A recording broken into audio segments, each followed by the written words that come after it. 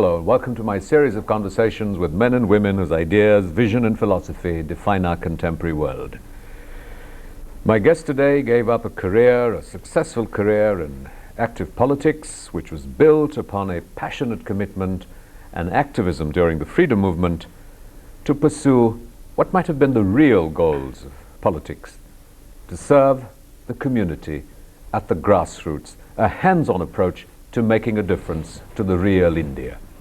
He has been widely feted and applauded, most recently with the Padma Vibhushan, the nation's second highest honor, for his work in the social sector. He was a member of the Planning Commission, the deputy chairman, and a member of the cabinet of several governments. He gave all this up to found his own voluntary agency, Vandrai. I'm delighted to welcome Dr. Mohan Dharia.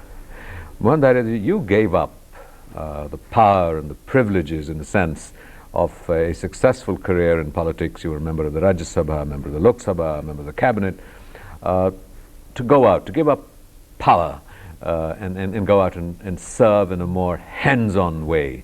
What was the impetus to do this? It's happened that I was in Sevadal in 1940-41. This is Gandhiji's Sevadal. No, it was Congress Sevadal. I'm speaking of 1940-41.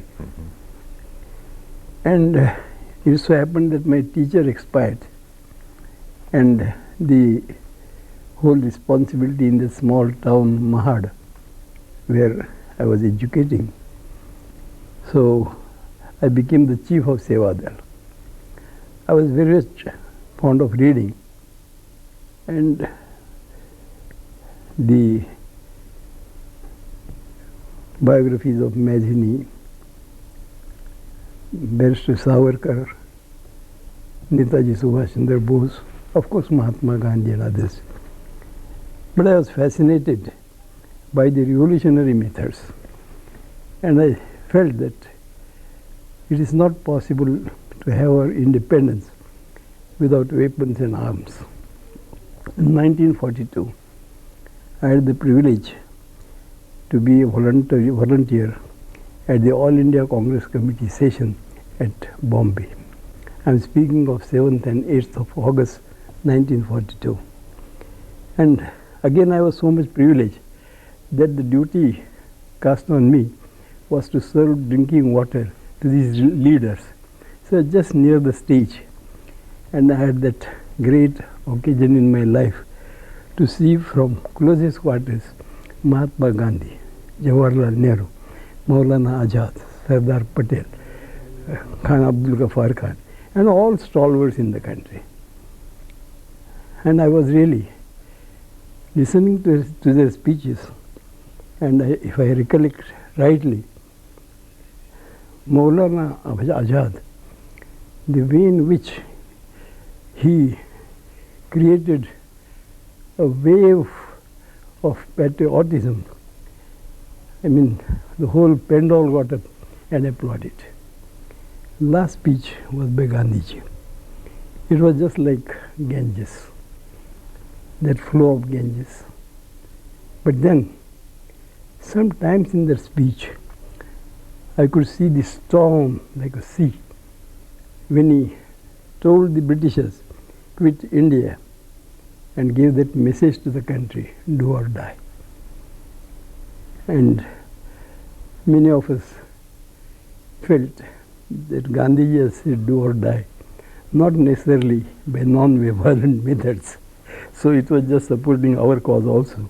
So was there sort of passion that you had? Did this sort of, what led to its, manifesting itself when you were in the Congress? You were the young Turks, you were the rebels within the Congress, and you were people who galvanized nationalization of banks, who looked at the abolition of privy purses and other such movements at that time. But just sort of moving, transposing that to sort of contemporary India and the kind of work that you're doing today. Do you just despair that that's all over? This is the era of globalization, of big business, of capitalism driving India? What I feel is that those who are leading the country today have not yet realized the inherent strength of the country. I believe that it is essential for investments to create this industrial and agricultural infrastructure, maybe energy, maybe roads, maybe communications. But the real strength of India lies in our lands, in our water, seashore of 7,000 kilometers, our cattle wealth, our forests, various species, medicinal plants, and our people. Is this ever-rising sun is just laughing at us. I mean, why are you bothering for enrons? I am prepared to give all possible energy to this country. So these are the inherent, I may say, strength, powers for the country. But doesn't the utilization of some of these, that's the point, call for high technology, Yeah. high financial investment? I think when you mentioned the sun and you mentioned harnessing Yeah. the energy of the sea, these have I'm found to be not, cost I'm effective not yet. opposed to this new technology.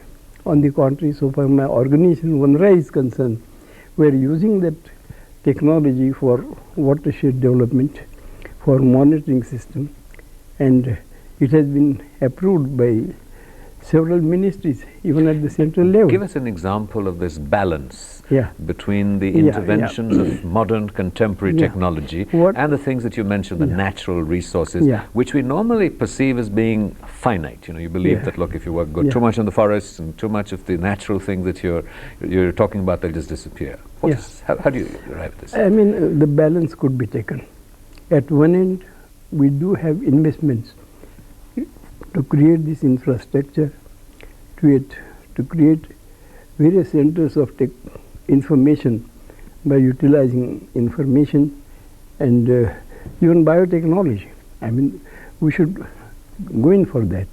But simultaneously, in our country, out of 329 million hectares of lands, nearly 175 million hectares are degraded or wastelands. To me, they are not wastelands, they are wasted lands.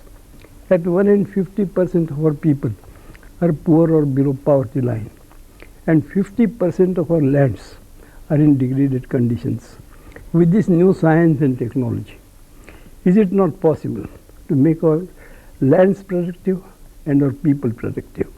And the efforts that I have been making, and I have proved through my organization that yes, it is possible to make our lands productive, our people productive. We could have more, milk, more good muttons, more wool, and we could generate employment opportunities to millions of our people by developing these resources. So, could you elaborate and detail this concept? This is an idea that's frequently Yeah. mentioned by many groups who are looking at alternatives, Yeah. lifestyle, small is beautiful, and what have you. Can you give us an empirical analysis of Sure. one of your projects and initiatives that demonstrates this? yeah, there are villages and villages. Take one village, Gaudiwadi. It is in Pune district. Prior to 12 years, there was not a drop to drink. Of course, it rains about 15 to 20 inches. But even then it was dependent on tanker. We decided, गाँव का पानी गाँव में और खेत का पानी खेत में. And it is people's movement. And today you will be happy to know that there's no problem of drinking water. About 500, 700 acres of lands, they are under seasonal irrigation. Then we adopted new technology. We gave them good breed. The milk collection, which was of the order of 200 liters per day, it is now 7,000 liters per day, and 50,000-60,000 rupees come to the village every day. In case of vegetables, fruits, we adopted similar technology.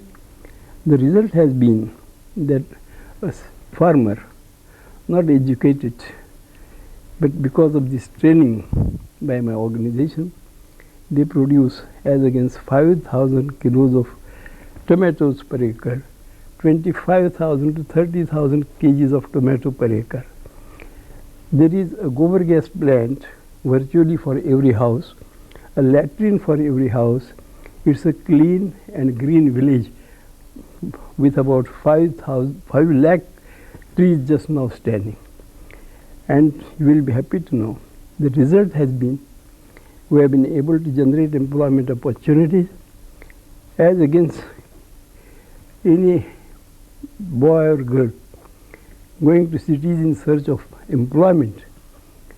I mean, they get employment opportunities in the village. On the contrary, 135 families staying in the filthy slums of Bombay have returned to the village. We'll talk about that, more of that in a moment. We'll be right back after a short break. Don't go away. You're watching A Conversation with Mohan Dharia.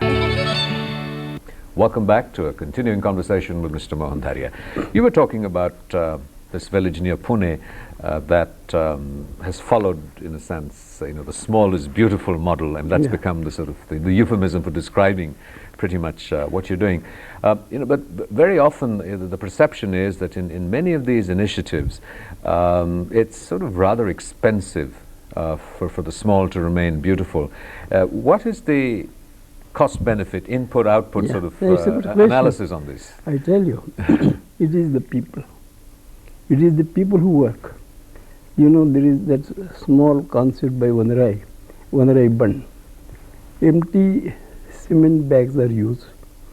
Local people fill in soil or whatever is available, like sand, and they erect these buns, 5-6 buns on that nala. And the whole water passing through nala is conserved. Now, if you ask me the cost ratio, while the raw material required is in Maharashtra, more than 80,000 such bunds were erected within 2 years. 1 crore rupees were required by way of cost, and 19 crores of rupees came by the self-effort, Ramadan of people. I mean, it is the motivation of people. I mean, I have no doubt, when we have no funds, these are the ways to have additional incomes, to have additional assets, and it is because of this I insist. You've been critical and said that, look, since independence we have spent so much money on large projects, on the big initiatives for water conservation and dams, and you've said that the linking of the rivers is not enough. You've been very critical of the large in many ways.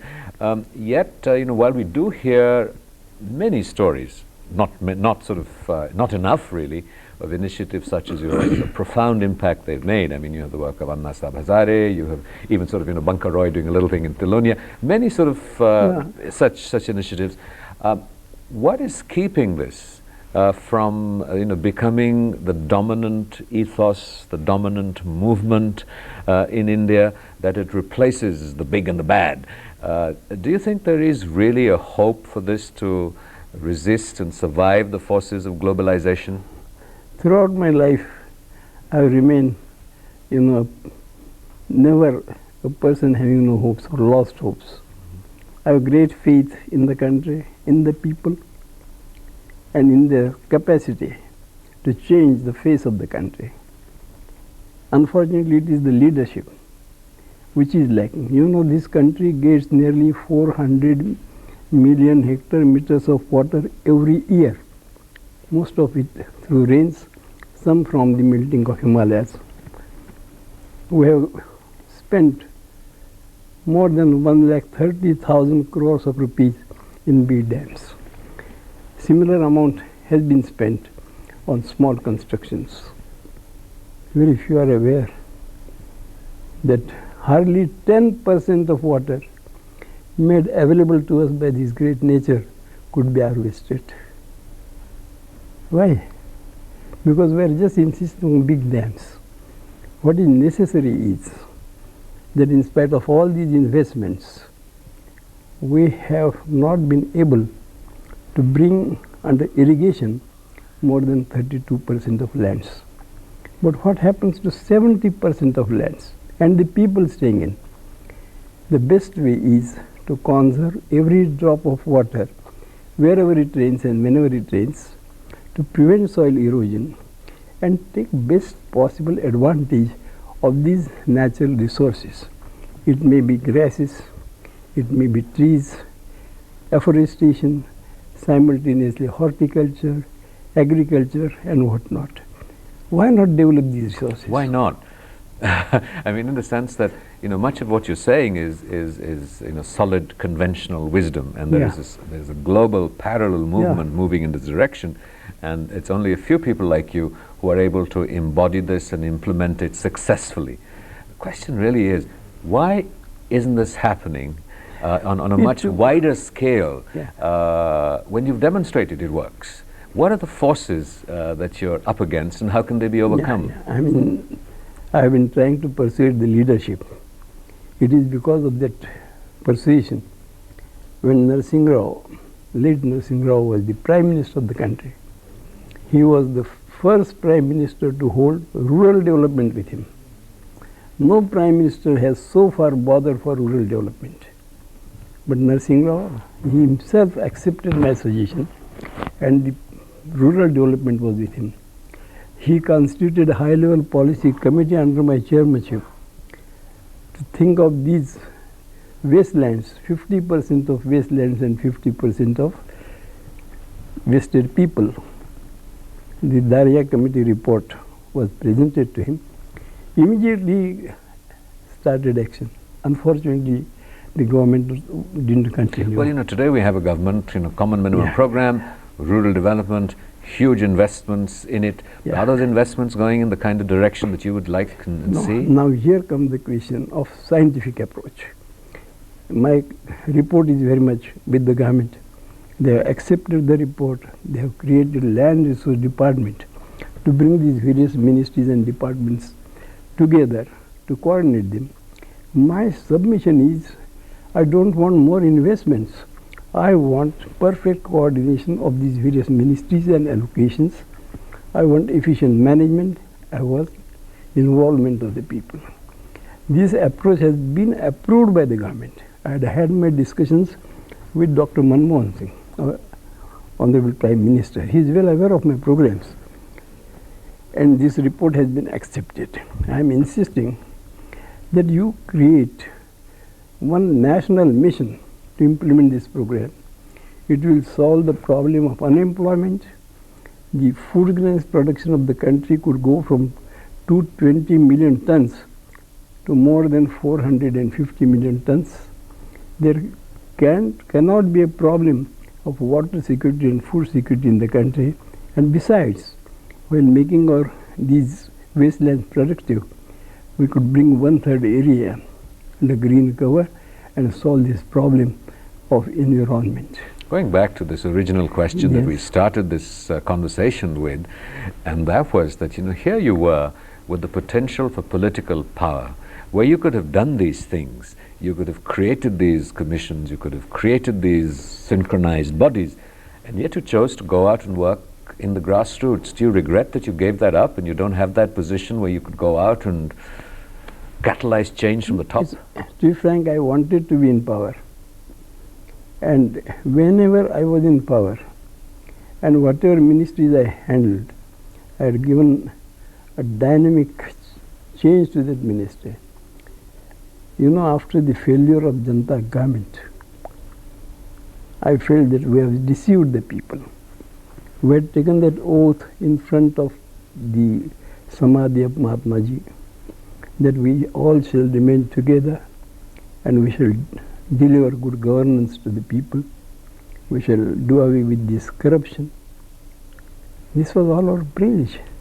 Unfortunately, maybe because of the parties who had never merged, because of some individual aspirations, that Janata government did not continue. And I felt that I have deceived the people, because after emergency, when we released, there was a lot of appreciation, because I had resigned from the ministry. I was behind bars for about 16, 17 months, and not only people showered votes, They showered money on us. I told them, I used to tell them that we were behind bars. We were having very good candidates, but no funds. And emergency was in existence. I tell you, the people showered money, and right from 4,000, 5,000 to 22,000 rupees per meeting, I used to collect and give it to the candidate. Now, people had given that much of faith. It was our responsibility. And when it didn't happen, I had two dreams in my mind. When I was in the planning commission as the minister, along with several programs I felt, several problems I felt, the degradation of environment and this explosion of population are the worst enemies of India. We'll come back to that and talk about it in a moment. You're watching a conversation with Mr. Mohan Dharia. We'll be right back after a short break. Don't go away. Welcome back to a continuing conversation with Mr. Mohan Dharia. We were talking about issues that had passionately moved you, and as a gesture of conscience at the failure and the betrayal, in a sense, that of the Janata government, that you resigned. But many of these things that you have been working on and working with, are very much, the model of Gandhiji, the focus on the village, and with the forces, the imperatives of an interdependent, shrinking, globalized world. Do you think there is a realistic chance? There's WTO, there are a whole range of protocols and binding agreements, that there is a real chance that somebody will be able to stand up and reverse this? I feel that way, because look at this Cancun conference. In spite of the fact that in 1994 we signed the GATT agreement, Brazil, China, India came together to protect the interests of the developing countries. Similarly, several forces in the country will come together. I know that country has accepted this free market economy, but I am well aware at the grassroots level the condition of our agriculture and even of our industrial sector. Even though there is growth, there is no social justice. The employment has come down. The people have started getting the pinch of it. And now with this new budget, I have no doubt that several things which are being produced in the country will come from foreign countries at perhaps lesser price, and with this dumping, all these sections will rise together. I mean, there are occasions in history. So you still have faith in the possibility of a revolution, in a sense? I have faith in myself, I have faith in the people of the country. You know, during emergency, I mean, there was no possibility that Janata government will come to power. But it is the people who have done that. And I am a fortunate person. I had the privilege to be behind bars, rigorous imprisonment during the struggle of independence, and I had also the privilege to fight for the survival of our democracy. And I have succeeded. You're 80 years old. It's been a very special year for you. You got the Padma Vibhushan. You have been elected president of the association, the collection of NGOs working in the rural sector. Confederation of these. And you've been an honorary PhD. A lot has happened in this 80th year for you. What do you see as your role now? Has it, in what ways is it different to, say, 20 years, 30 years ago? Are you now the sort of the senior statesman who's going to inspire and catalyze in a different kind of way than you were doing hands-on work and leading a grassroots revolution? Before I proceed, I must clarify that even though it is an honor, several honors have been conferred on me or likely to be conferred on me. It is not individual. It is because of several organizations, several people, thousands of farmers. You know, these Adivasis, the very fact that the green cover of India has increased on 1 crore 65 lakh hectares of land during these 15 years in spite of illegal tree felling because of that resolution of joint forestry management. I think we should not get that way, disheartened. So, but the credit goes to all those who give me their support. Now coming to your next question, I have been trying to have my discussions in my own persuasive way with the Honorable Prime Minister, with all those who are in power, including Madam Sonia Gandhi and other leaders of various political parties. I am getting a very good response. And gradually, this very budget, which mentions of rural development, of giving more priorities to this agricultural sector, I think somewhere the impact is obvious. In my own state, Maharashtra, the government has accepted my report. A meeting has been organized of all the collectors, divisional commissioners, and these executives of Jilla Parishad, CEOs, to consider the problem of wastelands in Maharashtra and to make them productive in a time-bound way.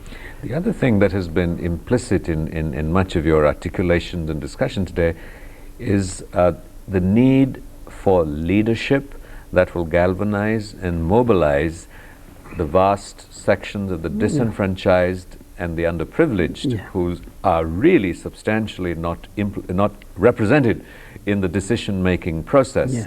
How do you see that happening? Do you see that? Do you see any signs that that's concretely beginning to happen? Because ultimately, the kind of change that you're talking about is only going to happen if they are truly represented, by leaders such as you. During Rajiv Gandhi's regime, our constitution was amended. Through this amendment number 73 and 74 to our constitution, several powers have been transferred to our local self-governments. Even for Gram Sabhas, 29 programs have been transferred. And because they are not being properly implemented, the government is now thinking so that they could be enforced. Now, no sooner these programs are transferred to the people, they include agriculture, horticulture, soil conservation, water conservation, and this empowerment of women and youth and whatnot. I think it will bring a change. I have been observing village after village. I told you of one village. But today, 15 villages are coming up where no person goes for employment to cities and people have started coming back to the village. It takes some time. It's a gradual process. And in democracy, we must bear with democracy. It takes some time. But when the people are convinced that ultimately, Hamara gaon, hamari sarkar. You say that we must give it time. At age 80, and may you have a sort of a long and productive life ahead of you. But do you feel time is running out? Do you sometimes feel impatient? I'm 80 years old, there's so much to be done. Sometimes that feeling is there, but then I believe that is it only one Mr. Dharia or one individual? There are several people who will come up. Somewhere, this is like a flame. And with one flame, we could have that light all over the country. I have my faith in it. Dr. Dharia, this has been a great privilege and a blessing. Thank you very much. Thank you very much, sir. Thank you.